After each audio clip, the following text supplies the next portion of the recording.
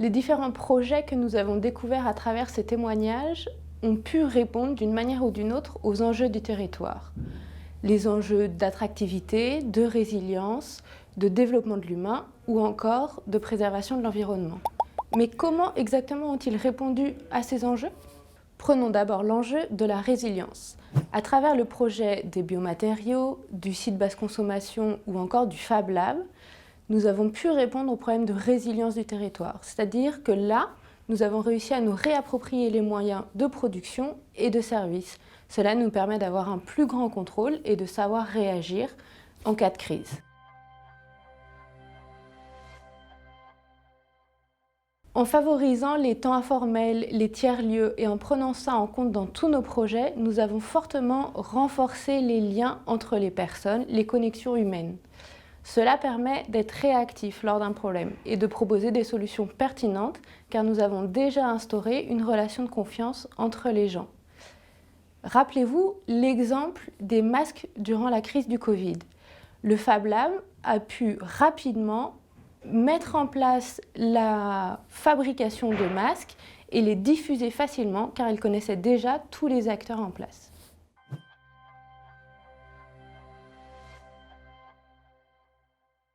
Sur l'enjeu du développement humain, nous avons d'abord répondu à une demande de sens de la population, d'un point de vue personnel comme d'un point de vue professionnel.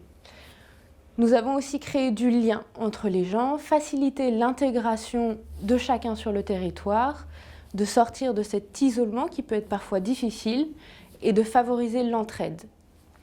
Enfin, se lancer dans une dynamique de projet sur le territoire et de faire ensemble permet de créer une réelle envie et une réelle stimulation sur le territoire.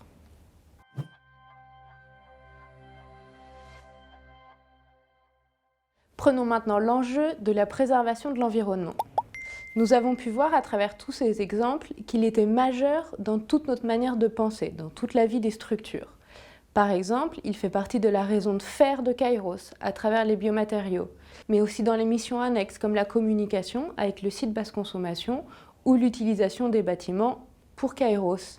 Il me semble que nous avons vu l'exemple d'une cuisine que nous pouvons assimiler à un tiers-lieu. Nous utilisons aussi des ressources renouvelables et locales. Ainsi, nous pouvons comprendre et mesurer l'impact que nous avons sur notre environnement dans notre travail.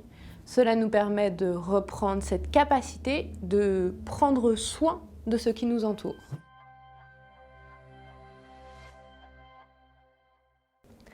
Le dernier enjeu pour le territoire est l'attractivité.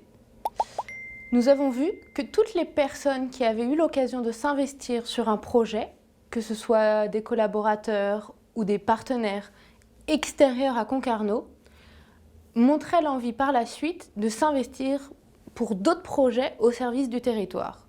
Nous avons aussi remarqué que le territoire devenait inspirant pour d'autres collectivités ou d'autres entreprises. Nous avons eu par exemple la visite d'autres agents ou élus qui sont venus s'inspirer du territoire de Concarneau, notamment du montage du Fab Lab, pour s'inspirer de la solution et la reproduire sur leur territoire. La réponse à ces enjeux permet aussi aux structures de réaliser des économies grâce à la mutualisation de ressources humaines et matérielles et de stimuler l'innovation et la créativité en interne. C'est un cercle vertueux qui permet d'ouvrir de nouvelles possibilités.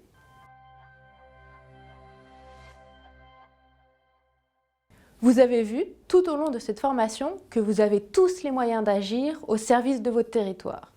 Que ce soit en tant que citoyen, dans votre entreprise, dans votre collectivité ou encore dans votre association. Vous pouvez d'abord identifier, comprendre et faire avec les acteurs et les enjeux du territoire. Vous pouvez aussi aller à la rencontre, aller voir les tiers-lieux qui existent sur votre territoire et s'il n'y en a pas, créez-en un. Vous pouvez aussi favoriser les temps informels dans votre quotidien. Observez ce qui vous entoure, comment les territoires autour de vous fonctionnent et vous en inspirez. Et surtout, vous pouvez voir plus grand ensemble.